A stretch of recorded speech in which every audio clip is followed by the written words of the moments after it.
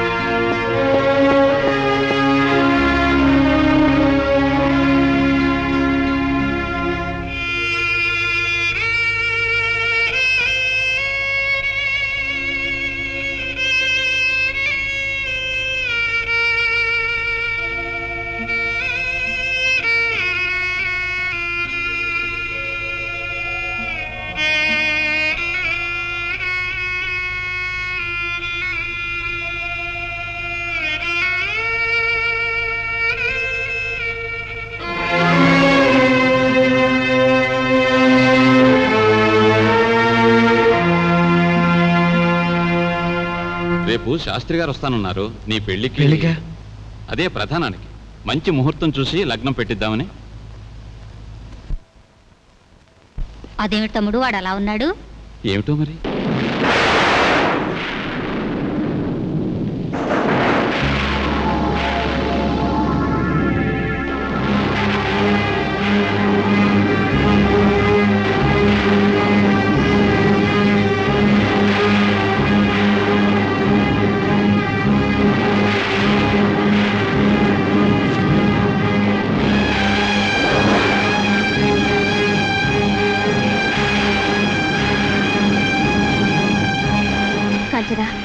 నేను వెళ్తున్నాను.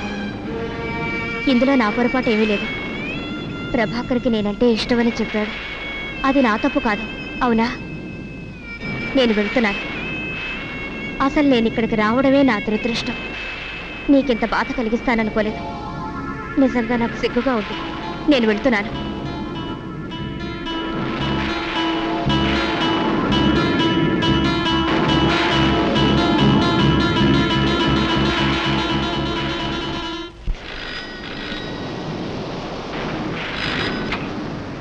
Hello Prabhakar, I'm Ganga. Ganga, ఎక్కడి నుంచి మాట్లాడుతున్నావు? బజార్లో ఒక షాప్ నుంచి. ఇంత వాళ్ళ బజార్ కిందకి వెళ్ళావు?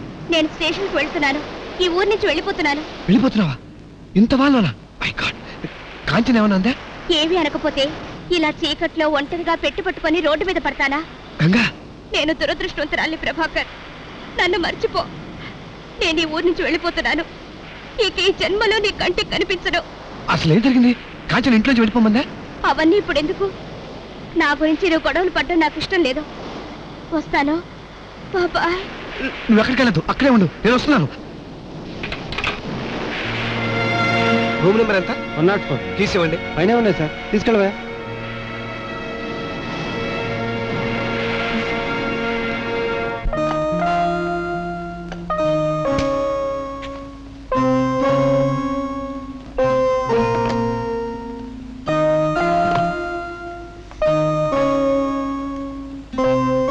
నేను వెళ్ళి రేపు వస్తాను. అమ్మో, ఈ హోటల్ గదిలో నన్నొక్కదాన్నే వదిలి వెళ్తావా? ఎవరైనా నన్ను రేప్ చేసి చంపేస్తే?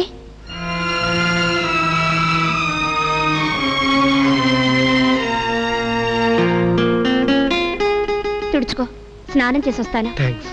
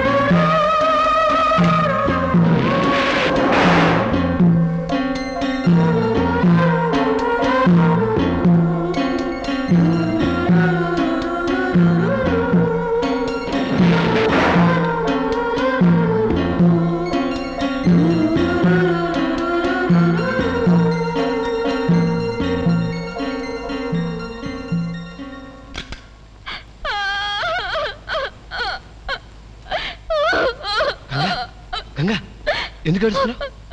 ఇప్పుడు నేనేం చేయను, ఎక్కడికి పోను, నాకెవరు దిక్కు. అదే విధంగా నేనున్నా, నేను తప్పకుండా పెళ్లి చేసుకుంటా. ప్రభాకర్, ఊరుకో.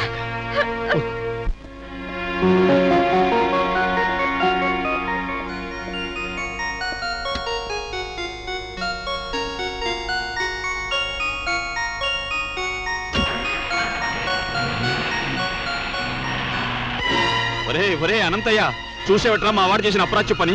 ఆ గంగని పెళ్లి చేసుకున్నట్ట. ఇదిగో ఉత్తరం కూడా రాశాడు. ఇద్దరు హనీమూన్ కూడా వెళ్ళారట. వాడి మొహం జన్మలో చూడండి.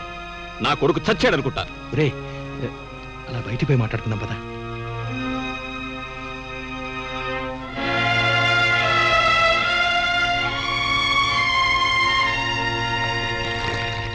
ఆ దరిద్ర మొహంది గంగ శనిలా నా ఇంట్లో అడుగుపెట్టింది, గద్దలా తన్నుకుపోయింది. వాళ్ళు మాత్రం సుఖంగా ఉంటారా? నా ఉసురు తగిలి చస్తారు. ఎందుకు బాబాయ్ అలా తిడతావు? ఎందుకు తిడతానా? కడుపు మండి. అది కాదమ్మా, ఆడపిల్లకి పెళ్లి కాకపోతే ఏ గొడవ లేదు, కానీ కుదిరిన పెళ్లి తప్పిపోతే ఊళ్ళో తలెత్తుకొని తిరగడం ఎలాగమ్మా? వాళ్ళు ఆ పాపిష్టి వాళ్ళు కనబడితే నిలువులా చేస్తాను. ఆవేశపడకు బాబాయ్, నాకు లేని కోపం నీకెందుకు? అయినా ఎవరాత ఎవరు తప్పించగలరు? ఏమో, ఇది మన మంచికేనేమో. బాబాయ్, సోమవారం నుంచి కాలేజ్ తెరుస్తున్నారు. నేను ఇవాళ హైదరాబాద్ వెళ్తాను. కాఫీ తీసుకో.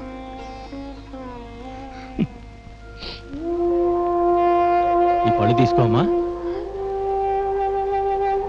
టికెట్ జాగ్రత్తగా ఉంది కదా? మళ్ళీ సెలవులకు వస్తా కదా? నిజంగా నిజంగా బాబాయ్. వెళ్ళగానే ఉత్తరం రాయి. అలాగే. బండి కదులుతున్నట్టున్నాను, వస్తాను. జాగ్రత్త.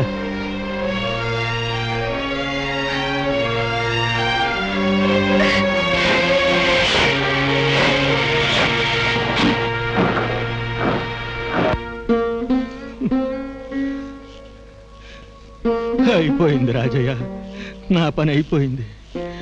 నా నడువులు విరిగిపోయినాయి. ఈ పెళ్లి చేస్తే బిడ్డ నా కళ్ళ ముందు ఉంటుందని ఎన్నో ఆశలు పెట్టుకున్నా, కానీ ఈ దెబ్బతో నా బిడ్డ నాకు శాశ్వతంగా దూరం అయిపోయిందిరా.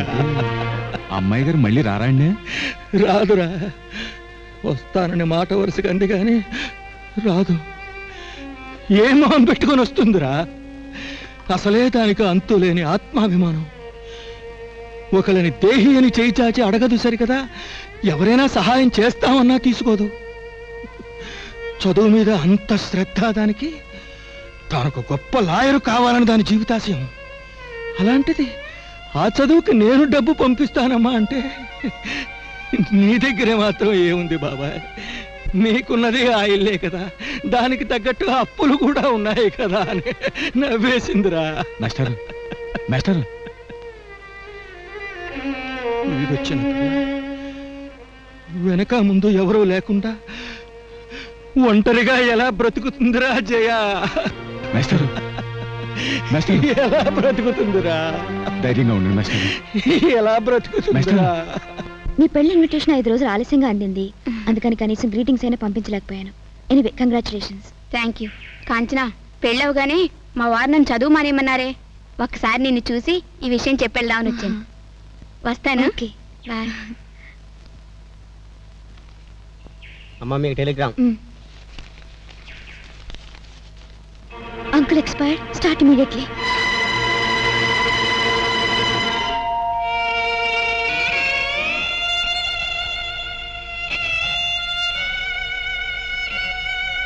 అయిపోయిందమ్మా, అంతా అయిపోయింది.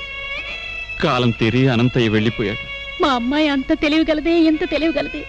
దానికి చదువు అంటే అంత ఇష్టం, ఇంత ఇష్టం అని ఎప్పుడో కూతురు ముచ్చట్లే చెప్పిందే చెప్పి మురిసిపోయేవారు. ఇక్కడ ఒక్కదానివి ఎలా ఉంటావమ్మా? మా ఇంటికి వెళదానరా. లేదండి, నేను 2 గంటల బండికి హైదరాబాద్ వెళ్ళిపోతున్నాను.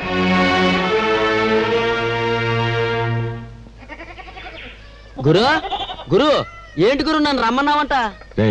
నాకు అర్జెంటుగా డబ్బు కావాలి, మేకలు నమ్ముతాను. మేకలు నాకెందుకు గురు? నీకు కాదురా, ఆ కసాయి కోటయ్య గాడికే వెళ్ళి చెప్పు. తొందరగా డబ్బు తీసుకొచ్చి మేకలు తోలుకెళ్ళు. అట్టగే గురు, ఇప్పుడే వస్తాను.